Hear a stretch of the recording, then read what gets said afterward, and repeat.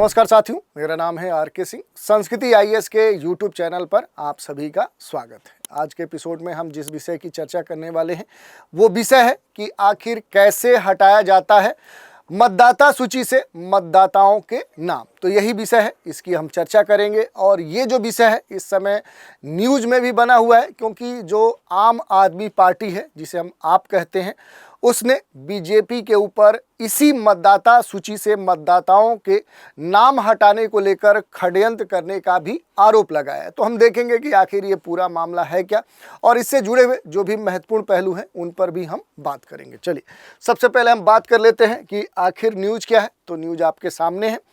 As AAP accuses BJP of conspiracy, what is process of deleting electors of the roll. यही news है। AAP party ने भाजपा के ऊपर षड्यंत्र करने का आरोप लगाया है। और पिछले सप्ताह सबसे पहले इस मुद्दे को उठाने के बाद आम आदमी जो पार्टी है, आप जो है उसने खास तौर पे चुनाव आयोग से मुलाकात की और जो सहादरा विधानसभा क्षेत्र है वहाँ की जो मतदाता सूची है वहाँ से लगभग 11,018 जो मतदाता हैं उनके नाम हटाने को लेकर भाजपा की साजिश से कह सकते हैं कि चुनाव आयोग को अवगत कराया।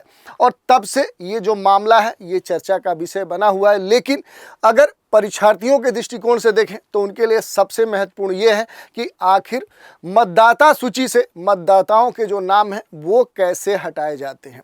तो देखेंगे। इसके अलावा अगर हम बात करें तो आप पार्टी ने ये भी दावा किया है कि भाजपा जो है वो सहादरा विधानसभा क्षेत्र से लगभग 11,018 जो मतदाता हैं उनके नाम हटाने की कोशिश कर रही है। और इसी कारण से ये जो मुद्दा है ये चर्चा का विषय बना हुआ है। तो अब हम मूल मुद्दे की चर्चा करेंगे कि आखिर वोटर लिस्ट से किस का नाम हटाया जाएगा, इसके लिए क्या प्रक्रिया है। यानी जो मतदाता सूची है उससे मतदाताओं के जो नाम हैं वो हटाने की प्रक्रिया क्या है। तो देखिए, वोटर लिस्ट से जो मतदाता हैं उनके जो नाम हैं वो हटाना संभव है, लेकिन इसके लिए पहले से एक तय प्रक्रिया है। इसके लिए आपको जो ERO है, जिसे इलेक्टोरल रजिस्ट्रेशन ऑफिसर्स कहते हैं, उसकी ओर से मतदाताओं के नाम का जो ड्राफ्ट है वो नोटिफिकेशन जारी किया जाता है।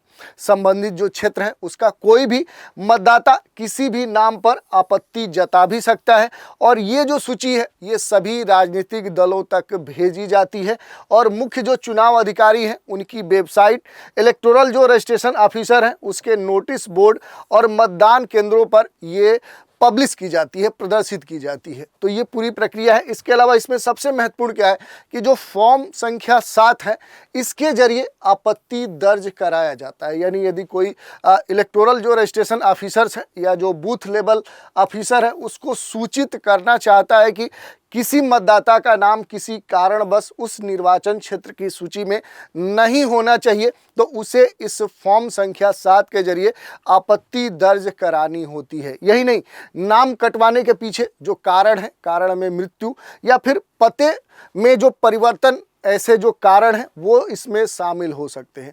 फॉर्म संख्या जो 7 है, इस फॉर्म संख्या 7 के जरिए जो मतदाता होते हैं वो सूची से नाम हटाने के लिए उनके द्वारा आवेदन किया जा सकता है। किसी भी मतदाता का जो नाम है वो वोटर लिस्ट में शामिल किए जाने से भी रोका जा सकता है। अगर किसी व्यक्ति का नाम 2 जगह मतदाता सूची में शामिल है तो उस आधार पर भी फॉर्म संख्या 7 के जरिए संबंधित जो मतदाता है उसका जो नाम है वो मतदाता सूची के आवेदन कह सकते हैं कि वहां से हटाने के लिए आवेदन किया जा सकता है। इसके अलावा अगर हम बात कर लें तो सबसे महत्वपूर्ण है कि आपत्ति दर्ज कराने की आखिर समय सीमा क्या है। इसकी अगर हम बात करें तो फॉर्म संख्या जो 7 है ये ऑनलाइन डाउनलोड किया जा सकता है और इसे इलेक्टोरल जो रजिस्ट्रेशन है उस ऑफिसर से भी प्राप्त किया जा सकता है। ड्राफ्ट जो नोटिफिकेशन होता है इसमें प्रकाशित होने की जो तारीख है उसके 30 दिन के भीतर ही फॉर्म संख्या 7 के जरिए इस पर ऑब्जेक्शन दर्ज करानी होती है। और जब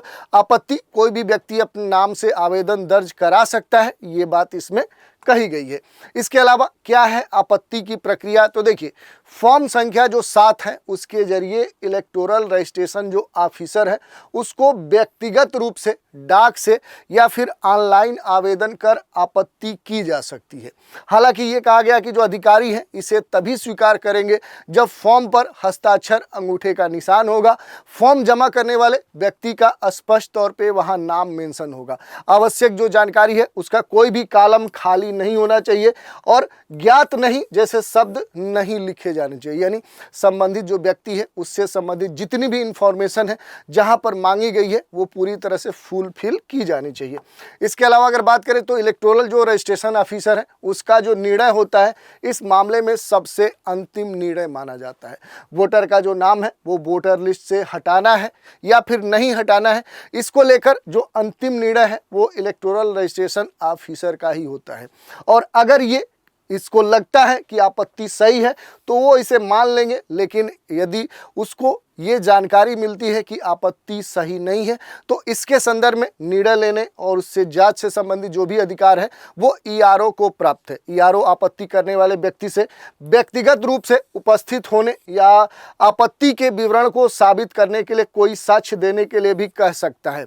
दिल्ली चुनाव कार्यालय ने कहा है कि नाम काटने से पहले संबंधित व्यक्ति से जवाब मांग रहे हैं, जब कोई जवाब नहीं आता है तभी नाम या वोटर लिस्ट से काटा जा सकता है। तो ये बात कही गई है। अब बात कर लेते हैं कि कब जरूरी है वोटर रजिस्ट्रेशन को रद्द करना। तो देखिए अगर वोटर की मृत्यु हो जाती है, डेथ हो जाती है, तो उस स्थिति में क्या है कि रजिस्ट्रेशन को रद्द कराना जरूरी हो जाता है। अगर वोटर किसी दूसरे देश में शिफ्ट हो जाता है, चला जाता है, तो वो भी स्थिति इसके लिए योग्य होती है। और अगर वोटर के पास किसी दूसरे देश की नागरिकता है तो उस स्थिति में भी क्या है कि वोटर रजिस्ट्रेशन को रद्द करना अनिवार्य है।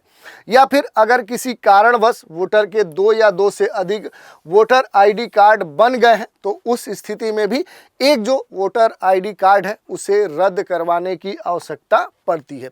तो इस तरह से हमने देख लिया कि मतदाता सूची से मतदाताओं के नाम हटवाने को लेकर क्या प्रक्रिया है और इससे जुड़े हुए जो भी पहलू थे उन पर भी हमने संक्षिप्त रूप से बात की। तो आज के एपिसोड में इतना ही। अगले एपिसोड में एक नए टॉपिक के साथ फिर मिलेंगे। तो आप सभी हमारे साथ बने रहें, इसके लिए धन्यवाद।